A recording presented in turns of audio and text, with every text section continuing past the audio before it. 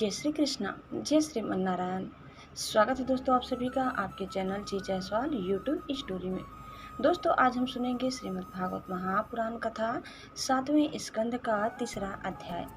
इस अध्याय में आज हम सुनेंगे हिरण्यकशिपु की तपस्या और वर प्राप्ति के बारे में। नारद जी ने कहा, युधिष्ठिर, अब हिरण्यकशिपु ने यह विचार किया कि मैं अजय, अजर, अमर और संसार का एक छत्र सम्राट बन जाऊं, जिससे कोई मेरे सामने खड़ा तक न हो सके।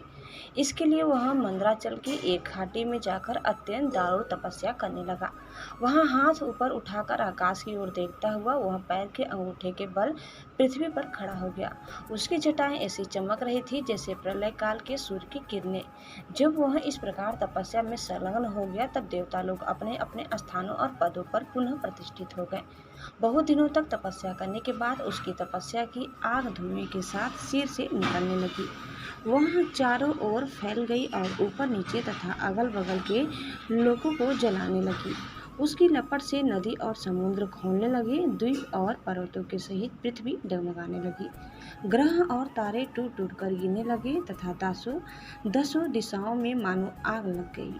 हिरण्यकशिपु की उस तमोमयी आग की लपटों से स्वर्ग के देवता भी जलने लगे। वे घबराकर स्वर्ग से ब्रह्मलोक में गए और ब्रह्मा जी से प्रार्थना करने लगे, हे देवताओं के भी आराध्य देव जगतपति ब्रह्मा जी, हम लोग हिरण्यकशिपु के तप की ज्वाला से जल रहे हैं। अब हम स्वर्ग में नहीं रह सकते। हे अनंत, हे सर्वार्थ अध्यक्ष, यदि आप उचित समझे तो अपनी सेवा करने वाली जनता का नाश होने के पहले ही यह ज्वाला शांत कर दीजिए। भगवान, आप सब कुछ जानते ही हैं, फिर भी हम अपनी ओर से आपसे यह निवेदन कर देते हैं कि वह किस अभिप्राय से यह घोर तपस्या कर रहा है। सुनिए, उसका विचार है कि जैसे ब्रह्मा जी अपनी तपस्या और योग के प्रभाव से इस चराचर जगत की सृष्टि करके सब लोकों से ऊपर सत्यलोक में विराजते हैं, वैसे ही मैं भी अपनी उग्र तपस्या और योग के प्रभाव से वही पद और स्थान प्राप्त कर लूँगा, क्योंकि समय असीम है और आत्मा नित्य है। एक जन्म में नहीं, अनेक जन्म, एक युग में नहीं, न सही अनेक युगों में। अपनी तपस्या की शक्ति से मैं पाप पुण्य आदि के नियमों को पलटकर इस संसार में ऐसा उलट फेर कर दूंगा जैसा पहले कभी नहीं था। वैष्णव आदि पदों में तो रखा ही क्या है, क्योंकि कल्प के अंत में उन्हें भी काल के गाल में चला जाना है। हमने सुना है कि ऐसा हट करके ही वह घोर तपस्या में जुटा हुआ है। आप तीनों लोगों के स्वामी हैं, अब आप जो उचित समझे वही करें। ब्रह्मा जी, आपका यह सर्वश्रेष्ठ परमेष्टि पद ब्राह्मण एवं गौओं की वृद्धि, कल्याण, विभूति, कुशल और विजय के लिए है। युधिष्ठिर, जब देवताओं ने भगवान ब्रह्मा जी से इस प्रकार निवेदन किया, तब वे भृगु और दक्ष आदि प्रजापतियों के साथ हिरण्यकशिपु के आश्रम पर गए। वहां जाने पर पहले तो वे उसे देख ही न सके, क्योंकि दीमक की मिट्टी, घास और बांसों से उसका शरीर ढक गया था। चींटियां उसकी मेदा, त्वचा, मांस और खून चाट गई थी। बादलों से ढके हुए सूर्य के समान वह अपनी तपस्या के तेज से लोगों को तपा रहा था। उसको देखकर ब्रह्मा जी भी विस्मित हो गए। उन्होंने हंसते हुए कहा, ब्रह्मा जी ने कहा, बेटा हिरण्यकशिपु, उठो उठो, तुम्हारा कल्याण हो। कश्यप नंदन, अब तुम्हारी तपस्या सिद्ध हो गई। मैं तुम्हें वर देने के लिए आया हूँ। तुम्हारी जो इच्छा हो बेखट मांग लो। मैंने तुम्हारे हृदय का अद्भुत बल देखा। अरे, दासों ने तुम्हारी देह खा डाली है, फिर भी तुम्हारे प्राण हड्डियों के सहारे टिके हुए हैं। ऐसी कठिन तपस्या न तो पहले किसी ऋषि ने की थी और न आगे ही कोई करेगा। भला ऐसा कौन है जो देवताओं के 100 वर्ष तक बिना पानी के जीता रहे। बेटा हिरण्यकशिपु, तुम्हारा यह काम बड़े बड़े धीर पुरुष भी कठिनता से कर सकते हैं। तुमने इस तपोनिष्ठा से मुझे अपने वश में कर लिया है। दैत्य शिरोमणि इसी से प्रसन्न होकर मैं तुम्हें जो कुछ मांगो दिए देता हूँ। तुम हो मरने वाले और मैं हूँ अमर। अंततः तुम्हें मेरा यह दर्शन निष्फल नहीं हो सकता।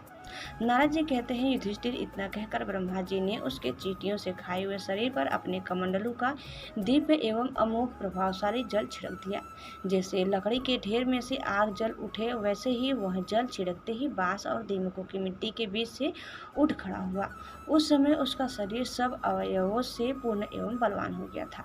इंद्रियों में शक्ति आ गई थी और मन सचेत हो गया था। सारे अंग वज्र के समान कठोर एवं तपाए हुए सोने की तरह चमकीले हो गए थे। थे। वह नवयुवक होकर उठ खड़ा हुआ। उसने देखा कि आकाश में हंस पर चढ़े हुए ब्रह्मा जी खड़े हैं। उन्हें देखकर उसे बड़ा आनंद हुआ। अपना सिर पृथ्वी पर रखकर उसने उनको नमस्कार किया। फिर अंजलि बांधकर नम्र भाव से खड़ा हुआ और बड़े प्रेम से अपने निर्विमेष नयनों से उन्हें देखता हुआ गदगद वाणी से स्तुति करने लगा। उस समय उसके नेत्रों में आनंद के आंसू उमड़ रहे थे और सारा शरीर पुलकित हो रहा था। हिरण्यकशिपु ने कहा, कल्प के अंत में यह सारी सृष्टि काल के द्वारा प्रेरित तमोगुण से घने अंधकार से ढक गई थी। उस समय स्वयं प्रकाश स्वरूप आपने अपने तेज से पुनः इसे प्रकट किया। आप ही अपने त्रिगुणमय रूप से इसकी रचना, रक्षा और संहार करते हैं। आप रजोगुण, सत्वगुण के और तमोगुण के आश्रय हैं। आप ही सबसे परे और महान हैं। आपको मैं नमस्कार करता हूँ। आप ही जगत के मूल कारण हैं। ज्ञान और विज्ञान आपकी मूर्ति है। प्राण, इंद्रिय, मन और बुद्धि आदि विकारों के द्वारा आपने अपने को प्रकट किया है। आप मुख्य प्राण सूत्र आत्मा के रूप से चराचर जगत को अपने नियंत्रण में रखते हैं। आप ही प्रजा के रक्षक भी हैं। भगवान, चित्त, चेतना, मन और इंद्रियों के स्वामी आप ही हैं। पंचभूत, शब्द आदि विषय और उनके संस्कारों के रचयिता भी महत्त्व के रूप में आप ही हैं। जो वेद होता है, अर्धवायु, ब्रह्मा और उद्गाता इन ऋषित्वजों से होने वाले यज्ञ का प्रतिपादन करते हैं। वे आपके ही शरीर है। उन्हीं के द्वारा अग्निष्टोम आदि 7 यज्ञों का आप विस्तार करते हैं। आप ही संपूर्ण प्राणियों की आत्मा है, क्योंकि आप अनादि, अनंत, अपार, सर्वज्ञ और अंतर्यामी हैं।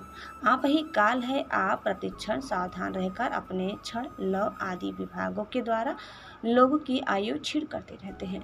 फिर भी आप निर्विकार है, क्योंकि आप ज्ञान स्वरूप परमेश्वर, अजन्मा, महान और संपूर्ण जीवों के जीवनदाता अंतरात्मा है। प्रभु, कार्य, कारण, कल और अचल ऐसी कोई भी वस्तु नहीं है जो आपसे भिन्न हो। समस्त विद्या और कलाएं आपके शरीर है। आप त्रिगुणमयी माया से अतीत स्वयं ब्रह्मा है। यह स्वर्णमय ब्रह्मांड आपके गर्भ में स्थित है। आप इसे अपने में से ही प्रकट करते हैं। प्रभु, यह व्यक्त ब्रह्मांड आपका स्थूल शरीर है। इससे आप इंद्रिय, प्राण और मन के विषयों का उपभोग करते हैं, किंतु उस समय भी आप अपने परम ऐश्वर्यमय स्वरूप में ही स्थित रहते हैं। वस्तुतः आप पुराण पुरुष, स्थूल सूक्ष्म से परे ब्रह्मा स्वरूप ही हैं। आप अपने अनंत और अव्यक्त स्वरूप से सारे जगत में व्याप्त हैं। चेतन और अचेतन दोनों ही आपकी शक्तियां हैं। भगवान, मैं आपको नमस्कार करता हूँ। प्रभु, आप समस्त वरदाताओं में श्रेष्ठ है। यदि आप मुझे अभीष्ट वर देना चाहते हैं तो ऐसा वर दीजिए कि आपके बनाए हुए किसी भी प्राणी से, चाहे वह मनुष्य हो या पशु प्राणी हो या अप्राणी, देवता हो या दैत्य अथवा नाग आदि, किसी से भी मेरी मृत्यु न हो। भीतर बाहर, दिन में, रात्रि में आपके बनाए प्राणियों के अतिरिक्त और भी किसी जीव से, अस्त्र शस्त्र से, पृथ्वी या आकाश में कहीं भी मेरी मृत्यु न हो। शुद्ध में, युद्ध में कोई मेरा सामना न कर सके। मैं समस्त प्राणियों का एक छत्र सम्राट हूँ। इंद्र आदि समस्त लोकपालों में जैसी आपकी महिमा है, वैसी ही मेरी भी हो। तपस्वियों और योगियों को जो अच्छा ऐश्वर्य प्राप्त है, वही मुझे भी दीजिए। दोस्तों, इस प्रकार कथा हम यही समाप्त करते हैं। आगे की कथा सुनने के लिए आप दूसरी वीडियो को अवश्य देखिए। दोस्तों, उम्मीद करते हैं कि आपको हमारी आज की यह कथा जरूर पसंद आई होगी। कैसी लगी कमेंट करके बताइए, और चैनल में नए हैं तो प्लीज़ लाइक, शेयर और सब्सक्राइब करना न भूलें। धन्यवाद। जय श्री कृष्ण, जय श्री मन नारायण। एक बार प्रेम से बोलिए श्री बांके बिहारी लाल की जय।